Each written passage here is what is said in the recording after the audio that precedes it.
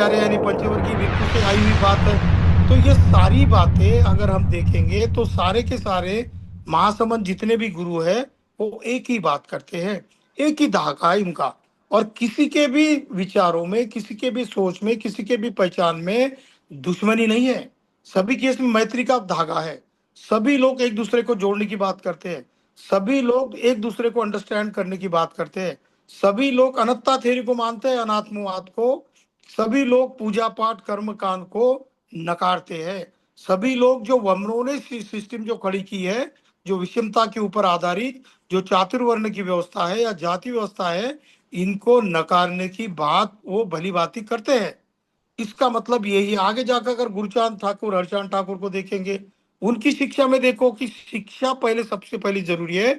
क्योंकि उनकी सोच कहती है, उनके विचार करते हैं कि अगर हम शिक्षा का प्रचार प्रसार करेंगे तो सबसे पहले अगर कौन सी चीज अगर हमारी दुरुस्त होगी तो हमारा मन दुरुस्त हो जाएगा।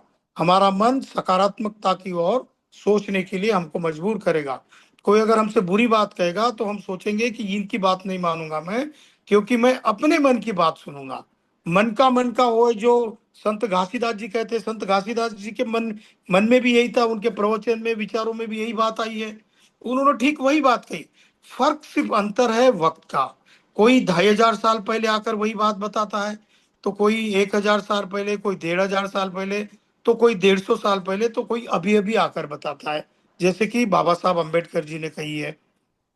संत पेरियार जी की बात अगर देखोगे आप, तो पेरियार की किताब अगर आप उठाकर देखोगे तो उन्होंने वही बात कही है। वो पेरियार क्या करते थे कि एक नगर से दूसरे नगर तक चल पड़ते थे। उसमें से 33 करोड़ में से कुछ लोग रखते थे उसमें ये जो सोकाल भगवान है, और एक चप्पल हाथ में लेते थे और टोकरी में एक एक को बदलते जाते थे, मारते जाते थे। लोग बोलते थे कितना बेकार आदमी है, ये इनके खिलाफ बात कर रहा है। ईश्वर को ना मानो, आत्मा को ना मानो, कर्म कांड को ना मानो, शिक्षा दे दो, और सोच जो है नई सोच, साइंटिफिक सोच दे दो। यही पेरियार सर कहते थे। पेरियार सर को जब बोला गया कि ये 70 साल के हो गए, ये तो पाप कर रहे, मर जाएंगे, लेकिन वो कहते हैं कि मैं अब 80 साल का हो गया हूँ, मुझे कभी अभी तक आपके भगवान ने कोई मतलब शाप नहीं दिया है, और मैं उससे कोई परेशान नहीं हो गया हूँ। 104 साल तक की जिंदगी वो जिए। 104 साल तक की जिंदगी में उन्होंने यही काम किया। जो समाज में जो बुराइयां थी, समाज में जो कर्मकांड था, समाज में जो जाति व्यवस्था और वर्ण व्यवस्था की जो शिक्षा बताई गई थी, इसको टोकने का ही काम उन्होंने जिंदगी जिंदगी भर किया।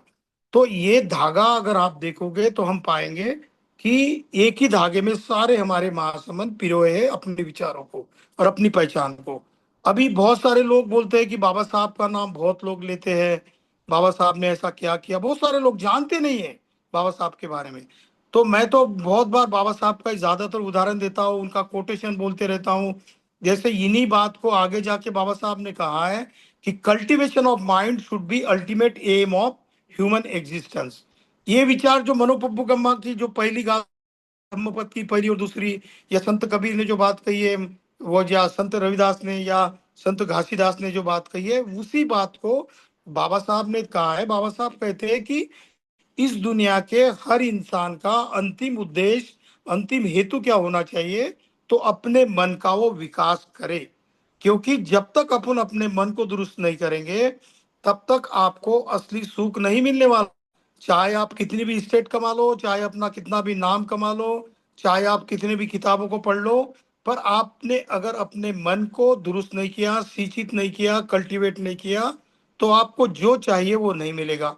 और इसी के ऊपर आधारित बाबा साहब ने तो जितने भी महासमंद पुरखे हमारे, उन सारे पुरखों की फिलॉसफी को पढ़ा। बाबा साहब को कोलंबिया यूनिवर्सिटी ने मोस्ट जीनियस कोलंबियन करके अवार्ड दिया है 1991 में। उन्होंने कोलंबिया यूनिवर्सिटी का 150 साल का इतिहास जो स्टूडेंट आकर गए थे, उस उन इतिहासों में सारे स्टूडेंट में से जो मोस्ट जीनियस थे, बहुत होशियार, इंटेलिजेंट, क्लेवर जो बच्चे वहां पर पढ़ के गए थे, उनमें से सर्वे किया और माना कि doctor Ambedkar is the most genius Columbian. Columbia का सबसे पढ़ा लिखा इंसान। ऐसा क्यों बोला है? क्योंकि बाबा साहब ने लगभग दुनिया के 11 बड़े रिलीजन्स है, उन सारी रिलीजन्स की कंपैरेटिव स्टडी की थी, और उसके ऊपर उसके बाद वो इस नतीजे पर आए थे कि मोस्ट साइंटिफिक सोच किसकी है, तो उन्होंने अपने गुरुओं को माना कि मेरे महासमंत तथागत गुरु है, जो पहले गुरु है, उनकी विचारों को जब भी मैं सोचता हूँ तो 2500 साल के बाद भी आज भी उनके विचार ऐसे ही नजर आते हैं जैसे कि आज के साइंटिफिक थ्योरी में दिए हुए सिद्धांत है। जैसे कि थ्योरी ऑफ रिलेटिविटी आइंस्टाइन की, E is equal to M C square है, energy is equal to mass into acceleration. ये वाली थ्योरी ऑफ रिलेटिविटी अगर आप बताओगे तो theory of cause and effect जो है, यो पटिच्च समुपपाद पश्यति यो धम्मा पश्यति, यो धम्मा पश्यति पटिच्च समुपपाद पश्यति। जो प्रतीत समुत्पाद को जानता है वो धम्म को जानता है, और जो धम्म को जानता है वो प्रतीत समुत्पाद को जानता है। यही theory of cause and effect है आधुनिक विज्ञान की। इसी बात को बाबा साहब ने बुद्ध यानी धम्म में भी, और Buddha and future of his religion नाम के एक ग्रंथ में भी बखूबी ढंग से बताया। पर हम लोग पढ़ते नहीं है, इसीलिए हम लोग क्या करते हैं कि हम लोग अलग अलग टुकड़ों में काम करते हैं, अपनी अपनी महासमनों की गुरुओं की फिलासॉफी में अपने आप को जकड़ लेते हैं। असल में हमारे गुरुओं की कोई चूक नहीं होती, गुरु की कोई इसमें ये नहीं है, मिस्टेक नहीं है, मिस्टेक है हमारी। क्योंकि हम लोग जिस चीज को पकड़ लेते हैं और जो हम सोचते हैं वही अपनी गुरुओं की सोच मानते हैं, तो यहाँ पर हम खराबा कर देते हैं, यहाँ पर हम गलत बात कर देते हैं। समन संघ ने पिछले 4 साल से यही बात को बहुत गंभीरता से सोचने का काम किया है। समन संघ ने जो भारत के संविधान ने दिए हुई एक सबसे बड़ी बात है वो उठाई है, वो क्या है कि वो है फ्रीडम ऑफ कंसाइंस। जो फ्रीडम ऑफ कंसाइंस यानी विवेक की आजादी, जो विवेक है, यहाँ पर कोई भी व्यक्ति आता है समन संघ में पिछले 4 साल से आए हुए लोगों को पूछना, जो भी नए साथी यहाँ पर उपस्थित होंगे वो यहाँ पर एक बात बहुत गौर से मार्क करेंगे, वो ये बात है कि यहाँ पर कोई भी व्यक्ति कितना भी बड़ा हो अपना हैंड रेस किए बगैर अपनी विचारों को रखता नहीं है। जब तक उसको बोला नहीं जाता तब तक वो रखता नहीं है। दूसरी बात है कि वो व्यक्ति चाहे कितना भी बड़ा हो या छोटा हो, जब भी इनकी संगीतियां लगती है समन संघ की, तो अगर सारे लोग नीचे बैठते तो सारे के सारे नीचे बैठते, या कोई चेयर पे बैठते तो सारे के सारे चेयर पे बैठते। यहाँ पे कोई जाकर अपना घंटों तक भाषण नहीं देता। जितने मिनट के लिए, 2 मिनट का हो, 3 मिनट का हो, 5 मिनट का हो, आधे घंटे का हो, चाहे गोल्डन रूल के ऊपर बोलने का मौका हो या चाहे कंसेप्ट देने का मौका हो, ये जितना भी मौका उसको मिलता है उतनी ही देर तक वो ऊपर जाता है स्टेज पर और अपनी बात खत्म होगी कि नीचे आता है। तो ये फ्रीडम ऑफ कंसाइंस है, ये विवेक की आजादी है कि अपनी बात जो भी कहनी है विवेक के साथ कहनी है। इस बातों को अगर आप 29 लाख संगठन जो महासमनों के जो अपने चेले मानते हैं अपने आप को, उनको अगर देखोगे आप तो सारे संगठनों में आप पाओगे कि संगठनों में और संघ में क्या अंतर है, संगठन संघ में अंतर क्या है। तो यहाँ पर जो फ्रीडम ऑफ कंसाइंस की बात संगठनों में नहीं होती है। आप देखोगे मैंने तो कई संगठनों में काम किया, बामसेप के सेंट्रल वर्किंग कमेटी से लेके महाराष्ट्र ऑफिसर्स फोरम तक, और बहुत सारे लगभग 30-40 संगठनों से मैं रिलेट रहा हूँ, केडर भी लिए है और केडर किए भी है, बहुत सारे नेशनल इंटरनेशनल यूनाइटेड नेशन तक, ब्रिटिश पार्लियामेंट तक सारे सेशन हमने अटेंड किए हैं। वहां पर एक बात होती है कि जो मुखिया होता है उसकी बात माननी पड़ती है। ठीक है, मुखिया दूसरे की बात सुनता है, पर जब निर्णय लेने का वक्त आता है तो जो समन संघ में यहाँ पर इकट्ठा सोच हो जाती है, हाउस लगता है, हाउस में कोई अगर प्रस्ताव आता है उस प्रस्ताव के ऊपर बात होती है, बहुत गहराई से चिंतन होता है, जो भी बात आपके मन में है, चाहे अपोज वाली बात हो या इक्वेलिटी वाली बात हो, आप आकर यहाँ पर कहते हो और इसके ऊपर बहुमत से निर्णय लिया जाता है। इसका मतलब है कि फ्रीडम ऑफ कंसाइंस की बात समन संघ में जो आ रही है वो बात संगठनों में नहीं दिखाई देती है। दूसरी बात जो भारत के संविधान ने दी है, और संविधान में इसीलिए हम बता रहे हैं कि बाबा साहब ने सारे महासमन पुरखों की फिलॉसफी को पढ़ने के बाद उसका एक निचोड़ निकाला और सारी फिलॉसफी को उन्होंने लीगलाइज कर दिया, कोडिफाइड कर दिया, और उस कोडिफिकेशन का नाम है भारत का संविधान।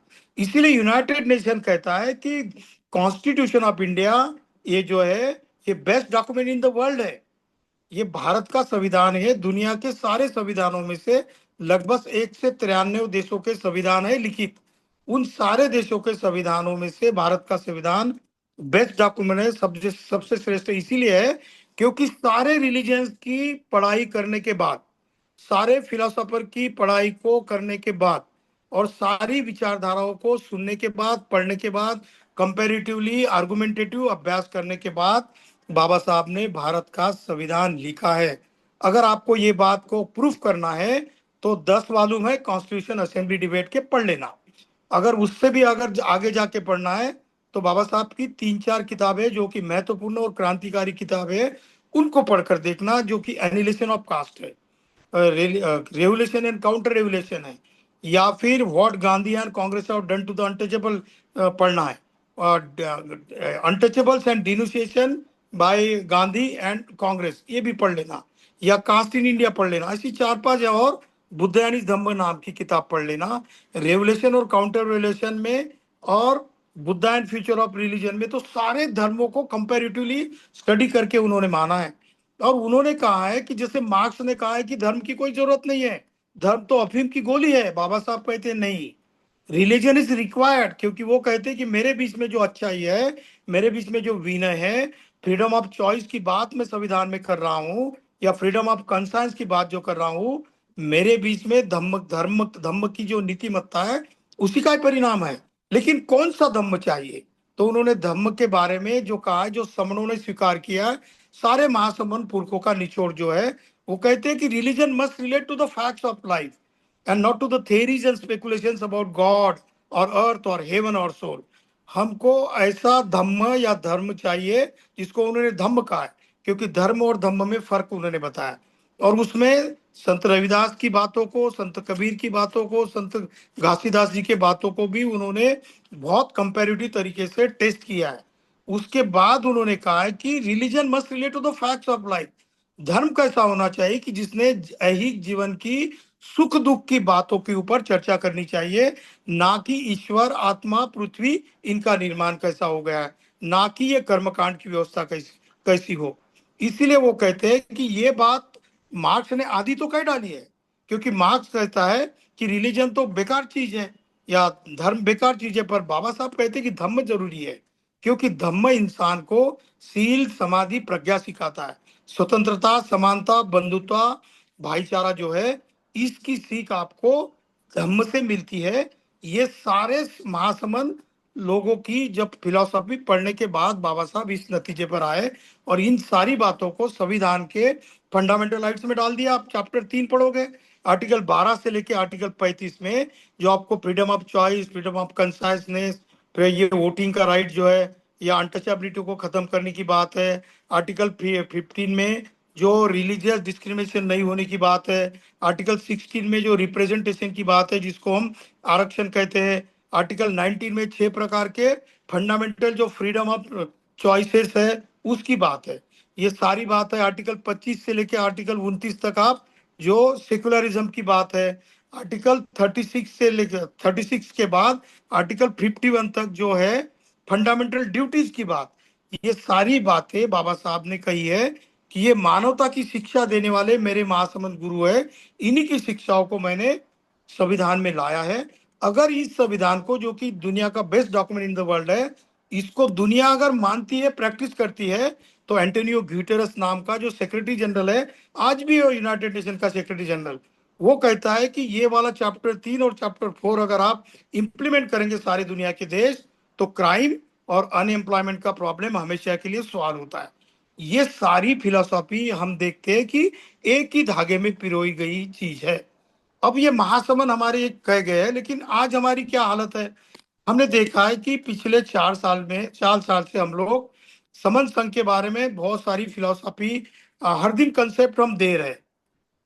कंसेप्ट देते देते हम हर चीज पे, हर महासंबंध के विचारों पे, हमारी इकट्ठा आने के ऊपर, हमारे अंडरस्टैंडिंग के ऊपर, हमारी सोच की आगे की तरीके के ऊपर हम लोग सोचते रहते हैं।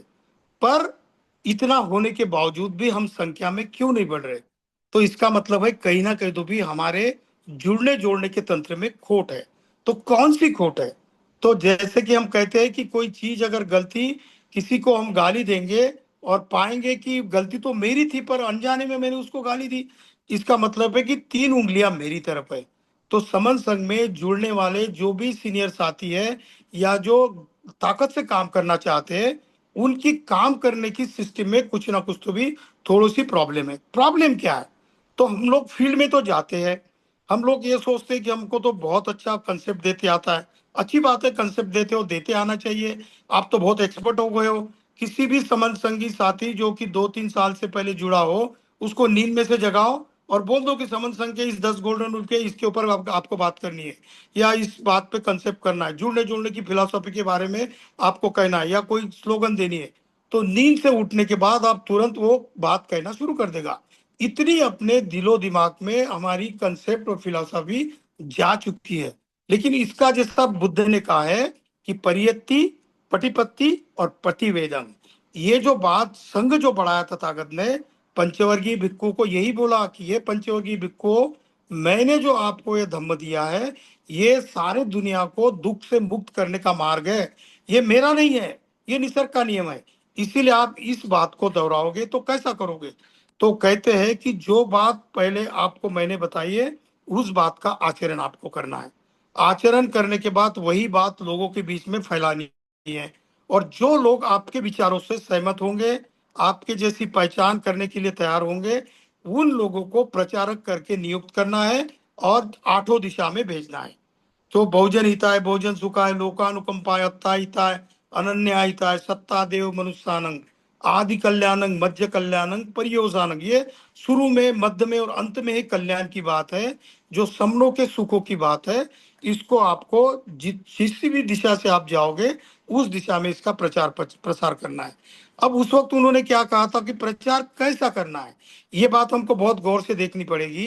कि हम लोग लोगों को जोड़ने की बात तो करते हैं, पर उसका डेटा कभी रखते नहीं है। डेटा भी रखेंगे तो उनके साथ फॉलोअप में बात नहीं करते। फॉलोअप में बात भी अगर करेंगे तो लगातार उनसे संपर्क बनाए नहीं रहते रखते हैं। अगर वो विरोध करता है तो उसको हम छोड़ देते हैं। समन संघ ये कहता है कि जो भी आपका विचारों का विरोधक है, आपसे सहमत नहीं होता है, उसको छोड़ना नहीं है।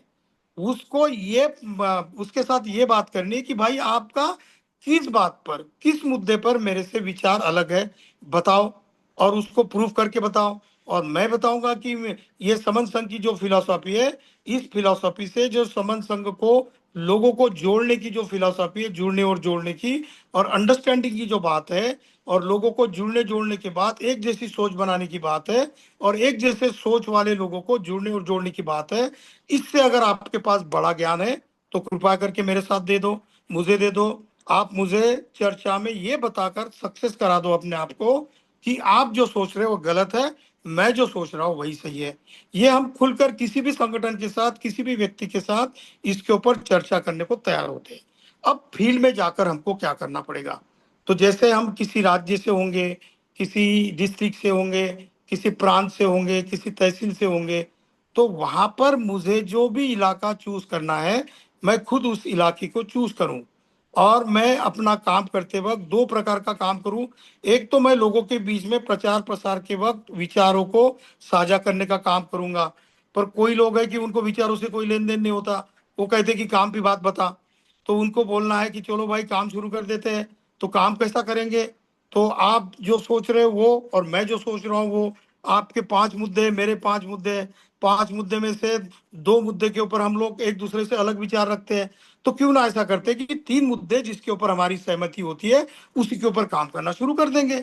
देखते देखते ऐसा पता चल जाएगा कि जो भी व्यक्ति आपके साथ विरोधी विचार रखता था, वो आपके साथ बात करते करते वो जान जाएगा कि इस व्यक्ति के साथ काम करने में मजा अलग है, क्योंकि ये अंडरस्टैंडिंग रखता है, ये बुरा शब्द कभी बोलता नहीं है, ये जब भी मेरे साथ बिहेव करता है तो इंसानियत से बिहेव करता है, ये जब भी मेरी बात सुनता है तो पूरी बात सुनता है, और जब भी मेरे साथ जब आचरण करता है, आर्गुमेंट करता है, तो वो फ्रीडम ऑफ कंसाइंस से आर्गुमेंट होता है।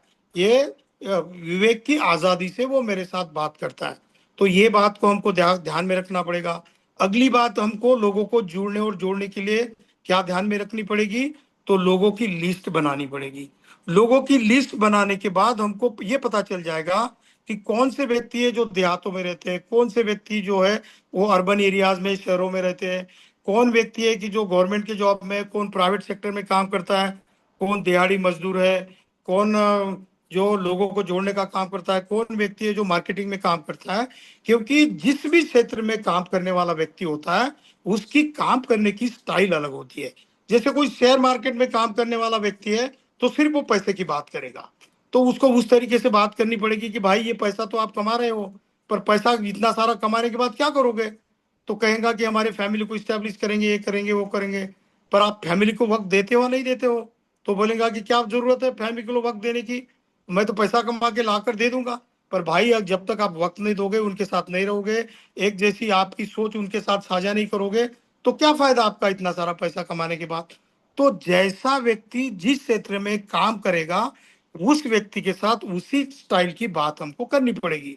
लिस्ट में अगर अगर कोई दिहाड़ी मजदूर है, क्योंकि समन संघ तो यही कहता है कि यहाँ पर कोई भी छोटा नहीं, कोई भी बड़ा नहीं। यहाँ पर जो भी व्यक्ति दिहाड़ी मजदूरी करता हो, लेबर हो, किसी इंडस्ट्री में काम करता हो, पसीना बहाने का काम करता हो, मेहनत से इंसानियत से काम करता हो, उसको उतनी वैल्यू दी जाती है जितनी वैल्यू कोई आईएएस ऑफिसर है, कोई आमदार है, कोई खासदार है, कोई बड़ा ज्ञानी है, कोई चिंतक है, कोई लेखक है, कोई पत्रकार है। कोई भी व्यक्ति कितना भी तोपची क्यों ना हो, उसको, और जो जमीनी स्तर पर काम करने वाला व्यक्ति या मजदूरी करने वाला व्यक्ति, उसको इक्वालिटी का अधिकार यहाँ पर दिया है। क्योंकि फ्रीडम ऑफ कंसाइंस की बात समन संघ कहता है, फ्रीडम ऑफ चॉइस की बात समन संघ कहता है। अगर ये यहाँ पर एक ही विचार कहा जाता है कि ज्ञान किसी की पपोती नहीं है। हमने देखा, इसका एक बहुत बड़ा उदाहरण है कि एक बालक जिसको बचपन में स्कूल में बाहर रखा जाता था, पढ़ाई करते वक्त उसके साथ बहुत बड़ा भेदभाव किया जाता था, उसको पानी तक पीने के लिए नहीं दिया जाता था, लेकिन उसने अपनी उम्मीद नहीं छोड़ी, उसने अपने एटीट्यूड को खोया नहीं, उसने अपनी हिम्मत को नहीं हारा, और उसने दुनिया की सारी ज्ञान को पढ़ने की कोशिश की, और उसने दुनिया का बदला नहीं लिया। उस इंसान ने दुनिया का best document in the world, Bharat का संविधान लिख डाला, जिसमें एक भी खूबी नहीं निकाल सकते हो आप। दुनिया के प्रगत राष्ट्र अमेरिका है, चाइना है, इंग्लैंड है, फ्रांस है, ऑस्ट्रेलिया है, जर्मनी है, जापान है, किसी भी राज्य में जाकर देखो तो उनके असेंबलियों में बहुत बार, उनके स्पेशल सेशन में भारत के संविधान के ऊपर बहुत सारी बातें होती रहती है। तो इतनी सारी बातें हमारे पास ऐसे व्यक्ति ने लाई जिसको जिंदगी भर नकारा गया, जिसको ये कहा गया है कि ये तो अछूत है, इसका स्पर्श भी हम नहीं लेंगे। उस इंसान ने दुनिया का बेस्ट संविधान लिख डाला, उसमें एक भी ऐसा शब्द नहीं लिखा कि जो दूसरों की बुराई का बखान करता हो। तो ये वाली फिलॉसफी और स्ट्रेटेजी हम लोग समन संघ के लोग अपना रहे हैं। अगर हम लोग हमारा प्रचार और प्रसार करने का, जैसे कई संगीति लगाई हो, चाहे सन्निपात की भी संगीति हो, सन्निपात में 4 लोग 5 लोग आएंगे, आपके इलाके के लोग आएंगे, बस्ती के लोग आएंगे, पढ़े लिखे होंगे, अनपढ़ होंगे, उनको आपको एक जैसा व्यवहार उनके साथ करना होगा। अगर करोगे तो वो ये समझेगा कि भले ही मैं मजदूरी करने वाला व्यक्ति हो, लेकिन इस व्यक्ति ने, जो कि समन संघ से जुड़ा हुआ स्पोक है, समन संघी है, उसने मेरे साथ कभी भी कुछ भी बातों से, काया से, वाचा से और मन से कोई भी बुरी बात नहीं कही। तो वो अकेले में आपके बारे में वही सोचेगा जो समन संघ की पुरखों की विचारधारा है। तो यही विचारधारा हम लोग फैलाएंगे समन संघ के, हमारे सन्निपात बहुल में करेंगे, छोटी मोटी संगीति लगाई उसमें करेंगे, लोगों की लिस्ट बनाएंगे, और फिर आगे की स्टेप हमको ये करनी है। जैसे कि अभी 2 अक्टूबर को दीक्षा भूमि में, लगभग आप जानते होंगे सारे लोग, आप में से बहुत सारे लोग दीक्षा भूमि में शामिल भी हुए होंगे। वहां पर दुनिया की एकमात्र ऐसी भीड़ है कि आज तक लगभग 70 साल से पिछले दीक्षा भूमि में एक भी व्यक्ति का, किसी का पॉकेट नहीं मारा जाता, किसी को गाली गलौज नहीं की जाती। सारे लोग, लगभग 10 लाख से 15 लाख की भीड़ होती है, सारे के सारे लोग किताबों के दुकानों में ढूंढते रहते हैं कि मुझे ज्ञान कहाँ से मिलेगा। सारे लोग अपने महासमन गुरु है, तथागत बुद्ध है, संत रविदास है, संत कबीर है, गुरुचांद ठाकुर, हरचांद ठाकुर है, पेरियार जी है, ज्योतिराव फूले है, इनकी विचारों की जो खान है, जो ज्ञान है, उनकी खोज में लगे रहते, पड़े रहते हैं। वहां पर जो भी टीवी के चैनल रहते हैं वो यही ज्ञान की बात करते हैं। वहां पर समता में जुड़ने की बात होती है, संविधान की बात होती है, और एक साथ रहने की बात वहीं पर होती है। ऐसी भीड़ में आप आकर देखना चाहोगे तो आप वो गंगा में नहाने वाले, गंदगी में नहाने वाले लोग, उनकी एटीट्यूड को, उनकी विचारों को, उनकी गंदी सोच को, और दीक्षा भूमि में आने वाले प्रगत विचारों के लोगों को आप कंपेयर करोगे और फिर समझोगे कि समन संघ ने ऐसा क्यों डिसाइड किया है कि 1 लाख लोगों तक हमको 2 अक्टूबर में हमको ग्रंथ वितरित करने हैं। क्योंकि समन संघ ने जो महासमनों की जो फिलॉसफी है उसको एक जगह पर निचोड़ में लाया है, अपने ग्रंथों में उसको डाल दिया है। और हम चाहते हैं कि ये विचार, ये सोच है जुड़ने और जोड़ने की, दूसरे को अंडरस्टैंड करने की, ये विचारधारा 1 लाख लोगों तक हम फैलाएंगे। इसीलिए हमको अभी दीक्षा भूमि के 2 अक्टूबर के महासमारोह समारोह में शामिल होना है। भारत से लगभग 1,000 लोग अपने फैमिली के साथ आने के लिए प्रतिबद्ध है। आप जितने भी नए लोग हैं, अगर चाहते हैं कि ऐसे लोगों से आप मिलना चाहेंगे जिनके साथ जुड़कर इस देश को आप खड़ा कर सकते हो, इस देश की आने वाली जनरेशन की सुख की व्यवस्था आप कर सकते हो, ये विचारधारा समन संघ की है। इस समन संघ की विचारधारा से अगर आप जुड़ना चाहते हो तो आप दीक्षा भूमि पे आने की सोचो। वहां पर रहने की और खाने पीने की व्यवस्था है, वहां पर फीस भी होगी। आपको अपनी जो फीस है देनी पड़ेगी, क्योंकि आपका खर्चा आपको ही करना है। पर वहाँ की सारी व्यवस्था वहां पर की जाएगी। वहां पर बहुत बड़ी रैली निकाली जाएगी, हमारे पोस्टर्स, बैनर्स, फ्लेक्स लिए जाएंगे, हमारे कैप्स होंगे, हमारे ग्रंथ हमारे हाथ में होंगे, और हम एक ही लाइन में कतार में रैली में चलेंगे, ताकि हम सारे 10 लाख की भीड़ को ये दिखाना चाहते हैं कि अलग अलग रह के कुछ भी नहीं होने वाला। जब हम इकट्ठा होकर जुड़ेंगे तो ही हम अपनी विचार को एक जगह पर बांधेंगे, एक जैसा सोचेंगे और एक जैसी पहचान होगी।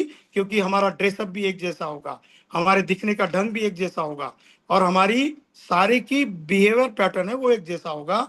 इसीलिए सभी लोगों को 1,000 से ज्यादा लोगों को दीक्षा भूमि पर आना है। इसी मैं इस आज के पोर्टल से आपको कहना चाहूंगा।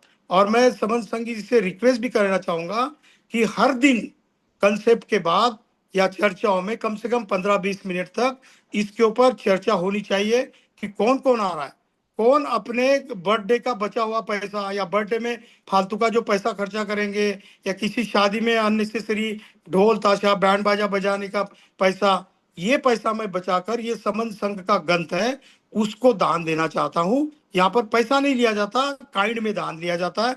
ये विचार रखने वाला ग्रंथ मैं दान देना चाहता हूँ, दान देनी चाहती हूँ।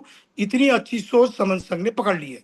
पर हमको फील्ड में जाकर काम करना पड़ेगा, लोगों की लिस्ट बनानी पड़ेगी, लोगों की विचारों को, सोच को, बर्ताव को देखना पड़ेगा, ऑब्जर्व करना पड़ेगा, और उसके साथ किस तरीके का व्यवहार करना है। ये सीख समन संघ के जो अलग अलग प्रकार के संगीतियां लगती है, कैडर कैंप लगते हैं, अलग अलग ग्रुपों में डिस्कशन होता है, वो हमको सीखना है। बस इतनी बात मुझे कहनी थी।